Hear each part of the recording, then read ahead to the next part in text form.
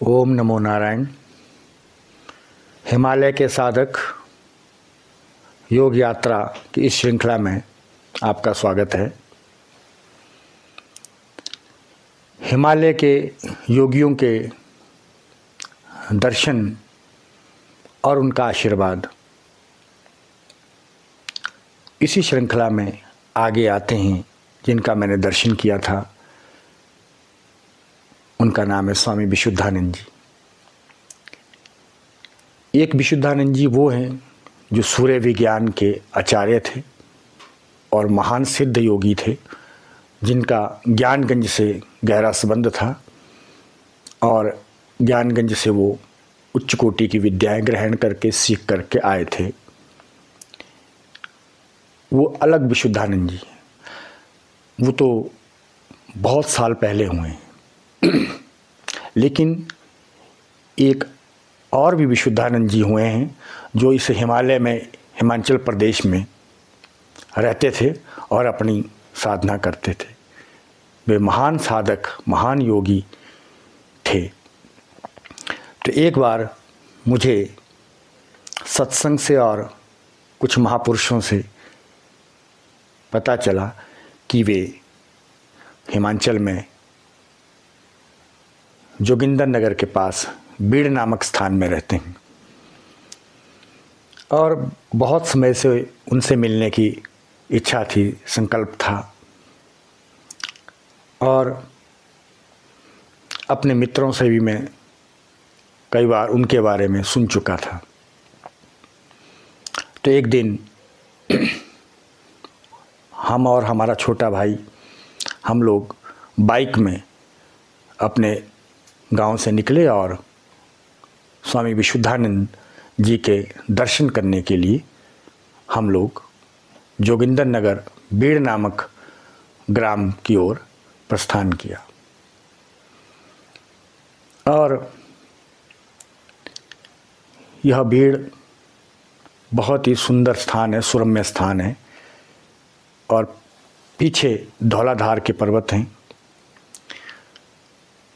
और इतना दिव्य स्थान बैजनाथ और जोगिंदर नगर के बीच में, ये बहुत ही सुंदर स्थान है। तो हम लोग वहाँ पहुँचे, पर मैंने ये सुन रखा था कि बाबा जी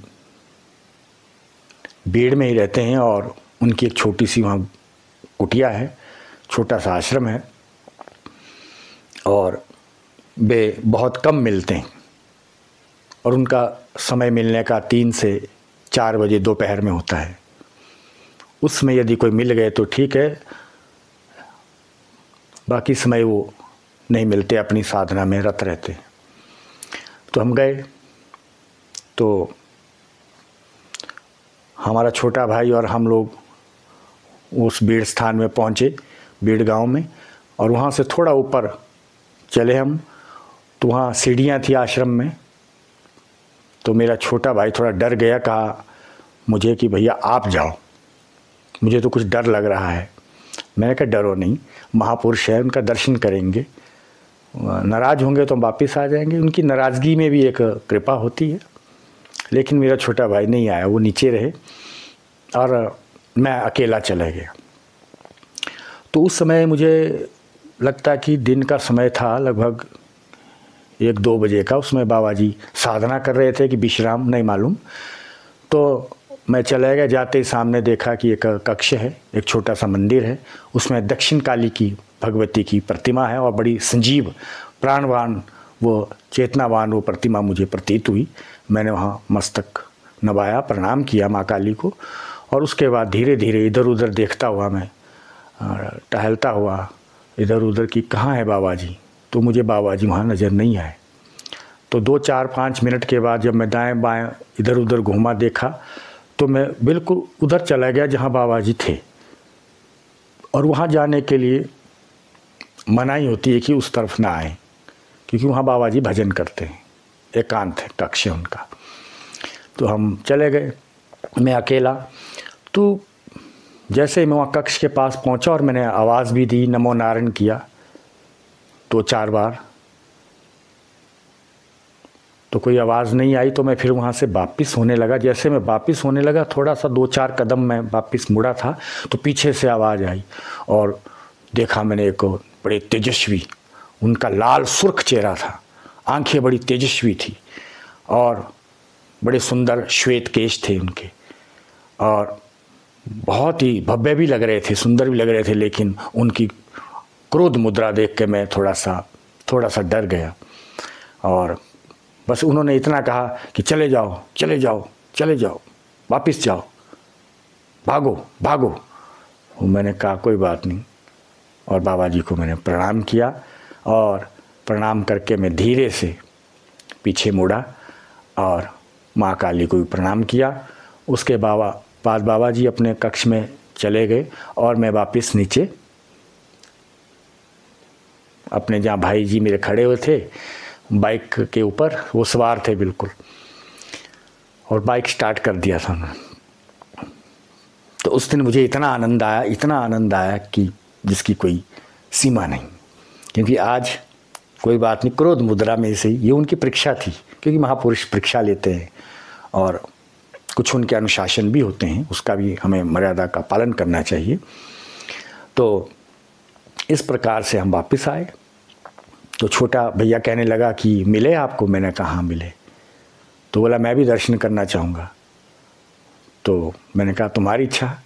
तो वो भी थोड़ा दर्शन करने जैसे गया, तो वो उसे भी सुनाई दिया बाबा जी की आवाज़, चले जाओ वापस। तो वो उधर से कार्य बोला कि ये तो बहुत क्रोधित है महात्मा जी हैं। मैंने कहा क्रोध नहीं है, ये बोध है, ये हमें बोध दे रहे हैं। बोले कुछ भी हो, चलो यहाँ से भागो। तो उसने बाइक स्टार्ट की और हम भी बैठे। मैंने बाबा जी को मन ही मन प्रणाम किया, उस दिव्य स्थान को प्रणाम किया, और वापस हम अपने बैजनाथ चले गए। बैजनाथ में भगवान भोलेनाथ का दिव्य शिवलिंग है, उनका दर्शन पूजन किया।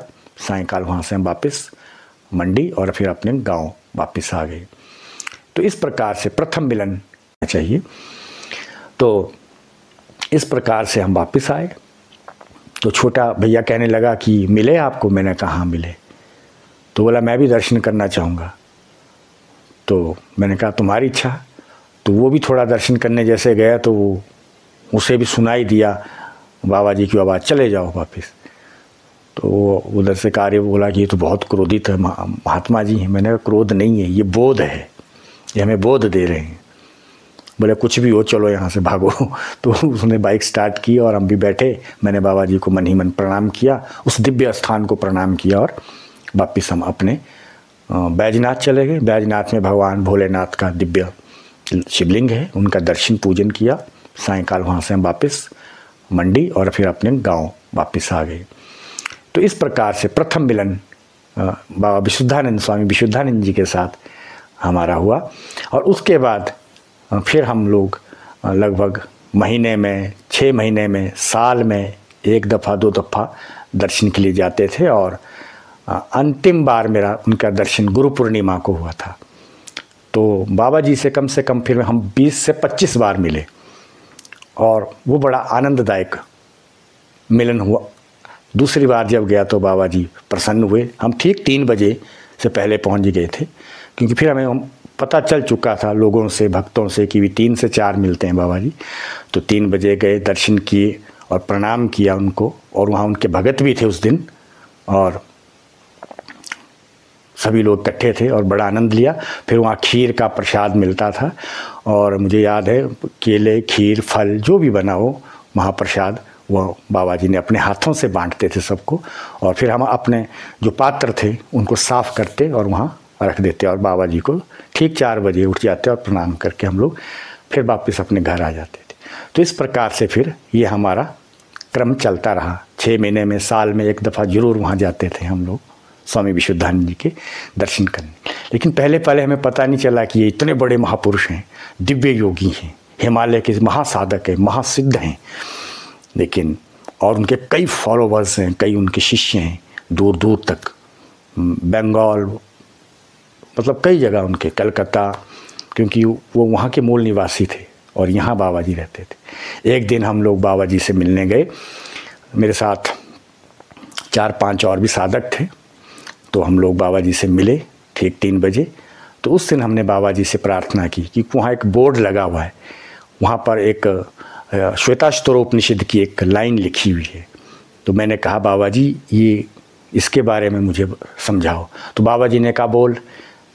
तो मैंने बोला तो थोड़ा सा अशुद्ध उच्चारण हुआ उस श्लोक का। तो बाबा जी ने कहा कि मैं समझाता हूँ। मैंने बाबा जी मुझे नहीं आता, आप समझाओ। तब बाबा जी ने समझाया और उसके बाद उसका अर्थ, उसके बाद बाबा जी ने फिर कम से कम 25 मिनट तक हमसे वार्ता की। पूछा कहाँ से आए हो, मैंने कहा कुल्लू से आए हैं। तो बाबा जी कहा कुल्लू में भी मैंने साधना की है, कुल्लू में कुछ गुफा है वहाँ साधना की है। बेखली माता की भी बात की, कुल्लू में एक भोगली माता है, बहुत सिद्ध पीठ है, तो वहाँ भी बाबा जी ने विचरण किया है, साधना भजन किया है। तो और भी बहुत सी बातें उन्होंने हमें बतलाई। 25 मिनट तक वो बात नहीं करते किसी से ज़्यादा, बस प्रसाद देते हैं, आशीर्वाद देते हैं, और हाँ कोई विशेष भक्त हो उससे बात कर लेते हैं। लेकिन उस दिन हमें लगा कि हम तो कोई भगत नहीं है, हम तो ऐसे ही हैं, अनकिंचन व्यक्ति हैं, ऐसे दर्शन के लिए आए हैं। तो हमारे साथ बाबा जी ने उस दिन खुल के सत्संग किया। संसारिक बातें कम की, लेकिन आध्यात्मिक बातें उन्होंने बहुत सी कही। और इतने हंसे बाबा जी, इतना हंसे, और उस दिन फ़ोटो भी लिया, और वो फ़ोटो मेरे पास है। हमारे मित्र है एक रमन जी, वो फोटोग्राफ़र थे, तो उन्होंने भी विनती की, बाबा जी ने आज्ञा दे दी कि फ़ोटो लो। तो फ़ोटो आज भी है, वो आप कभी भी उस फ़ोटो को देख सकते हैं। तो वो यादगार है बाबा जी की। फिर अंतिम बार गुरु पूर्णिमा को हम लोग दर्शन करने के लिए वहाँ गए थे। उस दिन अंतिम उनका दर्शन किया।